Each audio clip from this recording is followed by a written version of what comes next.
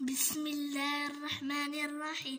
أو كالذي مر على قرية وهي خاوية على عروشها قال أن يحيي هذه الله بعد موتها فأماته الله 100 عام ثم بعثه قال كم لبثت؟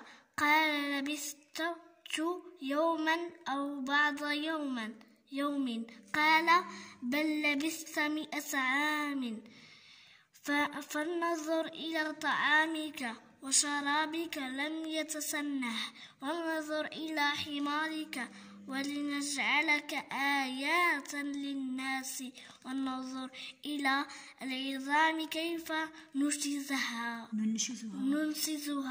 ثم نكسوها لحما فلما تبين له قال أعلم أن الله على كل شيء قدير.